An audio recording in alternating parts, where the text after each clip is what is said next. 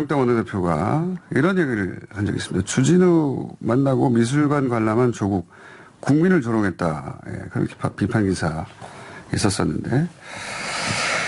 자, 아니 그런데 잠깐만요. 기다려봐. 이 소개 한번 튀어나와요. 자, 본인이 진행자 됐다고 자꾸 소개도 하기 전에. 저도 이 사건 터지고 나서 조국 장관의 신경관을 가까이 지켜봤지만 또 다른 각도에서 가까이 지켜본 주진우 기자. 예. 그러니까 이 시국 한가운데서 밥을 같이 먹은 주진우 기자 나왔습니다. 안녕하십니까? 안녕하십니까? 예. 네. 그런데 제가 같이 밥을 먹은 게 국민조롱인가요? 아니면 미술관 간 게 조롱인가요? 미술관에 간 다음에 밥을 먹은 게 국민 조롱인 거예요. 아니요. 미술관을 통해서 미술관 옆에 있는 회의실에서 통과하는 과정에 미술관 관람을 했을 거 아닙니까? 네. 자, 사실관계는 거기를 통해서 그 뒤에 있는 밥집에서 밥을 먹었다는 밥집은 건데. 아니고 회의실에서 김밥하고 초밥 먹었어요. 자, 네, 팩트 체크했고요. 네. 조국 장관과는 오래 알고 지내던 사이입니까? 예. 네, 좀 오래됐습니다. 형법 교수였고, 그래서 기자여서 이렇게 묻고 지내고 이렇게 취재할 때도 지냈는데, 지나치게 깔끔하고요. 지독하게 좀 착해요. 그래서 그렇게 가깝지는 않았습니다. 예, 주진우 기자, 성향과는 잘 안 맞습니다. 근데 어쨌든 이 시국 터진 이후로는, 사실은 조국 전 장관이, 이제 전 장관이라고 해야 되겠네요. 조국 전 장관이 어느 누구하고도 마음을 터놓고 이야기하기가 어려웠어요. 그러다 보니 이제 오래 알았던 사람들한테 이야기를 할 수밖에 없었고, 그 중에 주진우 기자도 있었습니다. 저도 사실은 그런 과정이 있었고. 자, 그래서 한번 짚어봅시다.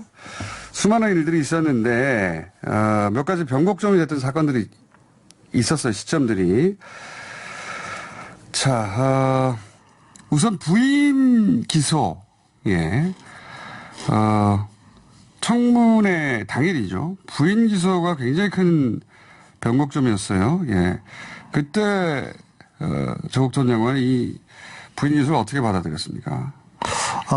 본래 조 장관은 공직도 장관 자리도 원치 않았어요. 그런데 처음에 부인이 기소될 마당인데 부인이 검찰에 불려오거나 기소되면 이게 장관을 하는 게 말이 되느냐면서 적절하지 않다면서 안 하고 싶어 했어요. 그런데 그러면서 나는 가족을 지켜야 된다. 가족을 지키고 싶다. 이렇게 했는데 본인이 여기서 그만두면 만약에 꺾이게 되면 검찰개혁 그리고 사법개혁은 좌초할 수밖에 없다. 그리고 자신이 아니면 누가 이 자리에 오겠느냐, 누가 검찰을 하겠느냐 그런 얘기를 하셨어요. 그래서 자기가 언제일지는 모르지만 자신의 쓰임새가 되는 데까지는 좀 버텨보겠다. 검찰개혁안을 마련하고 궤도에 오를 때까지는 어떻게 버텨보겠다면서 총대를 맸다. 네, 자신이 아니면 올랐습니다. 누가 하겠냐는 말은 그 앞에 이런 말도 덧붙였죠. 저도 비슷한 얘기를 들었는데 무서워서 누가 하겠냐. 네. 네, 자기가 여기서 놔버리면 누가 바로 장관을 이어서 하겠냐. 어쩔 수 없다. 예, 그런 말을 했었고 처음부터 그런 말도 했었어요. 패스트 트랙. 사법개혁안이 올라가는 전후까지가. 그 전까지가. 예, 그 전후. 예. 네. 자기의 역할이라고. 몇 달 정도를 버티는 게 자기의 쓰임새 아니겠냐. 네. 그런 말을 처음부터 하긴 했었습니다. 예. 근데 이제 이게 10월 7일로 패스트트랙이 앞당겨지면서 결심도 좀 앞당겨진 것 같은데. 네, 그렇습니다. 네. 본인이 검찰개혁의 밑그림을 그리고 사법개혁 패스트트랙 전까지가 자기의 역할이라고 그때까지는 어떻게 버텨야 되는데 이렇게 얘기했습니다. 네, 본인 임기를 이 전공과 함께 간다 이런 생각은 전혀 없었고 처음부터 맨 처음 기소되는 날로부터 부인이 그런 얘기 했었습니다. 패스트트랙까지 아니겠는가. 네네. 길어야 석 달이었던 거죠. 본인이 네, 처음에 생각했던 게.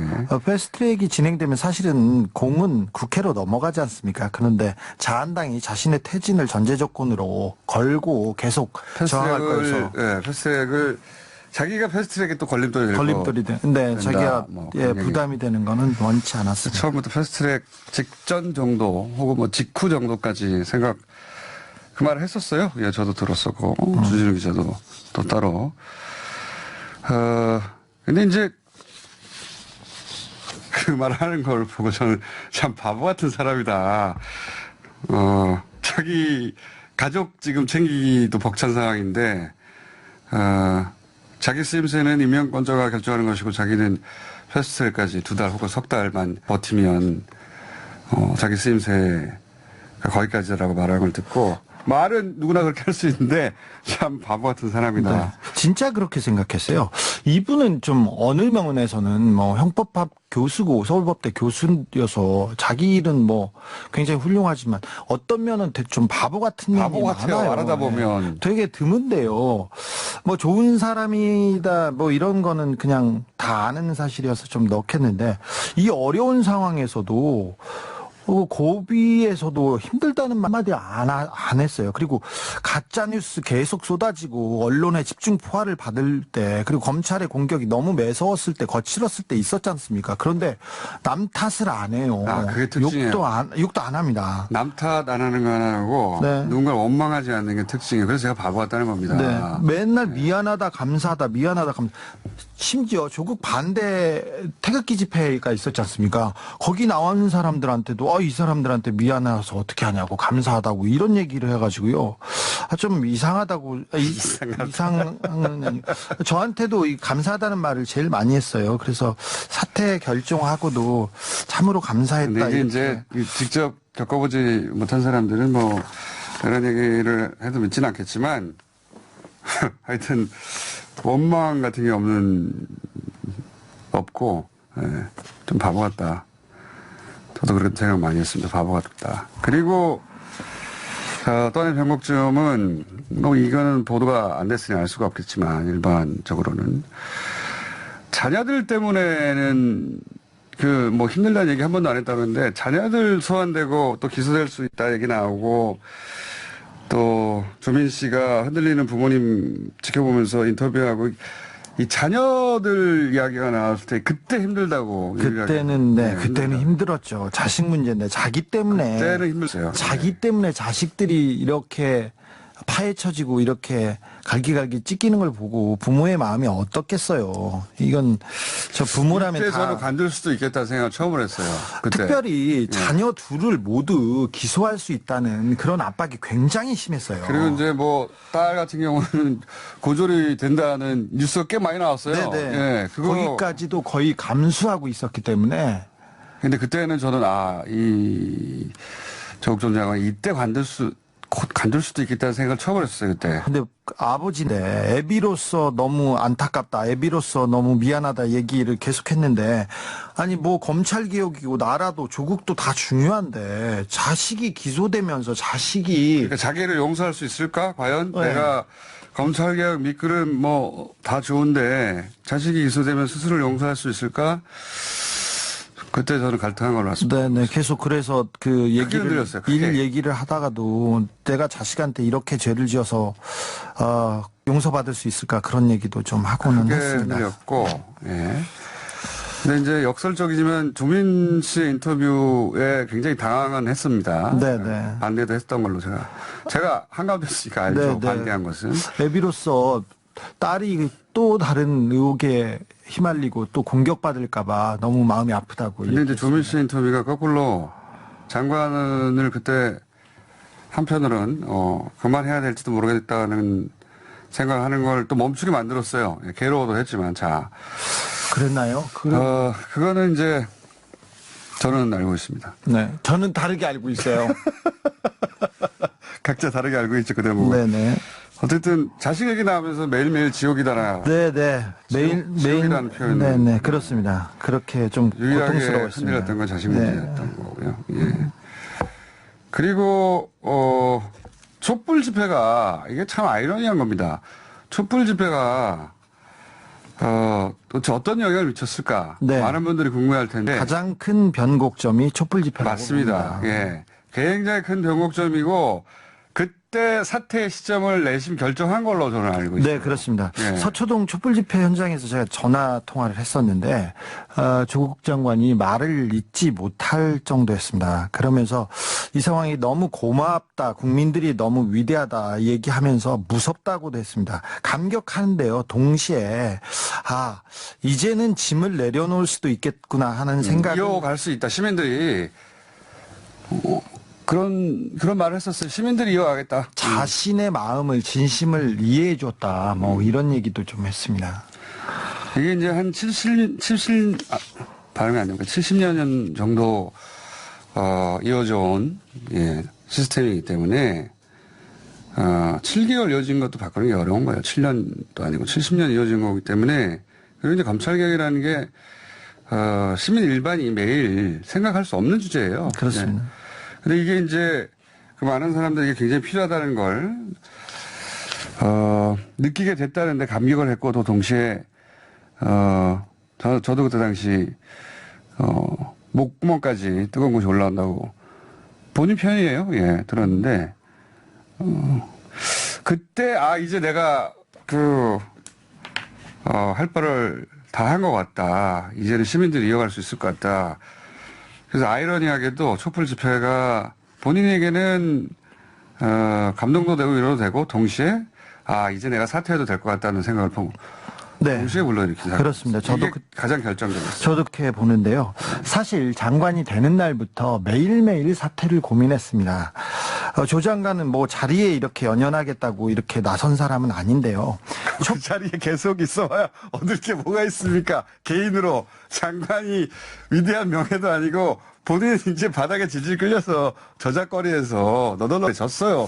그래서 장관 며칠 더 하려고 버틴 게 아니에요. 그 네. 너무 명백한 거 아닙니까? 국민이 자신의 뜻을 알아줬고 그 진심이 이제 개혁의 동력으로 작동할 거라고 생각했는데 또 한편으로는 조 장관 자신 때문에 자신에 대한 공격, 가족에 대한 공격 때문에 개혁 동력이 떨어지는 것을 굉장히 그리고 이제 걱정했습니다. 국회가 상실된 거에 대해서도 얘기를 계속 네. 했고 여의도 정치가 지금 자기 때문에 진공 상태가 됐다 이런 얘기도 몇 번 했었고 하여튼 촛불 집회 3번을 굉장히 고마워했고 3번으로 마무리되고 잠정적으로 그 전체를 대단히 고마워했으며 촛불 집회 3번으로 첫 번째 촛불 집회 때 결심한 걸로 저는 알고 있습니다. 그 시점을 대략은 정확한 일자 저희가 알 수가 없죠. 예. 그리고 또 한 가지 결심의 배경이 된 것은 이건 사실 많이 안 알려진 이야기인데 며칠 전에 정경심 교수가 심각한 중병 진단을 받았어요. 아마 저희가 처음 얘기하는 것 같은데 이 점도 그 시점을 결정하는데 작용을 했을 거라고 봅니다. 네. 사실, 정경심 교수 문제가, 정경심 교수의 건강 문제가 조국 교수한테는 가장 어려운 점이었어요. 제가 문자를 하나 이렇게 소개하는 게 맞는지는 하지 모르겠습니다. 말고 그건 본인이 허락 안 받았잖아요. 아무튼, 가장 큰 걱정이, 사모님의 건강이었습니다. 그래서 건강 때문에 자기가 무너지면 안 된다는 얘기를 여러 번 했는데, 사실 정경심 교수의 건강이 좋지 않습니다. 근데 이 얘기는 이제 엄살 부린다고 할까봐 얘기를 못했어요. 네네. 제가 조금 이제는 하겠습니다. 2004년이었는데 영국 유학을 할 당시에 흉기를 소지한 강도한테 정 교수가 쫓기다가 도망가다가 건물에서 떨어졌어요. 그래서 보도된 내용입니다. 네, 두개골이 앞에서 뒤까지 이렇게 금이 갔습니다. 두개골 골절상을 당해서 사실 평상시에도 심각한 두통과 어지럼증으로 고통받고 있었어요. 근데 그래서 정경심 교수가 자주 아팠고 자주 누워 있었습니다. 평상시에도. 그런데 최근에 최근이라 하면 며칠 전에 뇌경색과 뇌종양 진단을 받았어요. 그래서 이래서는 더 끌 수가 없다. 그래서 자신의 결심을 앞당긴 가장 결정적인 요인이 되지 않을까. 촛불 집회가 내가 가도 되겠다는 생각을 만들게 했고 그 시점은 아마 이 진단 뇌경색 진단 때문이 아니었을까. 며칠 전에 받은 걸로 알고 있습니다. 그 두 가지가 결정적 요인이 아니었을까 싶습니다. 그리고 나서 이제 이것도 참 뒷이야기가 있습니다. 그 윤석열 총장 관련해서 접대 의혹, 이 불거지자 법무부 장관으로서 그 당일날 바로, 본인이 그때 체크했었고 사실이 아닌 것으로 판단했다. 이런 메시지를 냈어요. 근데 이게 이제 이례적인 이유가 뭐냐면 당시 한겨레 후속 보도가 있을 텐데 당연히 이 정도 보도라면 포속 보도가 있을 텐데 언론사 당연히 이 정도 크기면 후속 준비해놓고 시작하죠. 그렇죠. 윤석열이 윤중천의 접대를 받았다. 이건 굉장히 큰 뉴스였고 그렇죠. 그리고 이 사안의 파장이 이 조국 그 장관의 그 주변과도 그 밀접하게 관련돼 있지 않습니까? 왜냐면은 뭐 조국 민정 수석 시절에 있었던 예, 일이었고요. 어쨌든 그래서 이제 후속 보도를 보고 메시지를 내라. 당일이 아니라 하루 이틀 지난 다음에 그 다음 주에 메시지를 내라고 주변에서 다들 말렸는데 근데 조국 장관이 본인이 당일 바로 메시지를 내는 것을 결정을 했어요. 네, 그렇습니다. 법무부도 그렇고 청와대도 그렇고 주변에서 다 말렸습니다. 그리고 한겨레가 후속 보도를 반드시 할 거니까 당연하죠. 언론사인데. 지금 얘기하는 게 위험하다 이렇게 했는데 조 장관이 직접 나서서 청와대하고 법무부를 설득해서 윤 총장이 상관이 없는데 여기에서 이렇게 음해를 당하는 거는 맞지 않는 것 같다고 메시지를 바로 냈습니다. 이거는 정말 저도 참 바보 같은 생각을 또 한 번 했는데 어쨌든 그때 제가 왜 지금 내냐라고 했을 때 저한테 문자 한 게 있어요. 아닌 건 아니라고 빨리 정리해 줘야 된다. 저한테도 좀 윤 총장 거는 좀 깔끔하게 정리해서 오해가 없도록 해달라고 하면서 윤총을 좀 도와달라 이렇게 저 바보 같은 사람이에요. 얘기했습니다. 아니 이거는 전화 주진우 기자 정도가 알고 있습니다. 예, 각자. 그래서는 아니 그 굳이 당일날 빨리 할 필요가 있느냐. 왜냐하면 한겨레 후속 보도가 있는데 아닌 건 아니라고 빨리 정리해 줘야 된다. 제가 받은 문자는 그거였어요.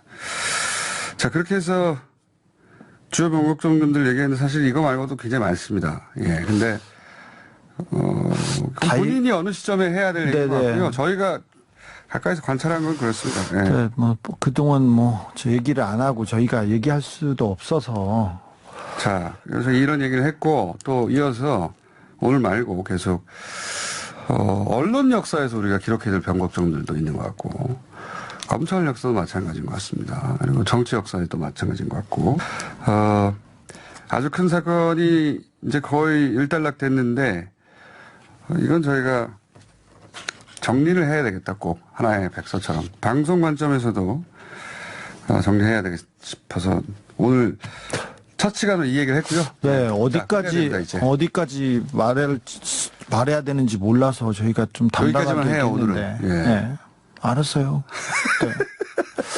저는 자, 네. 8시. 예. 네.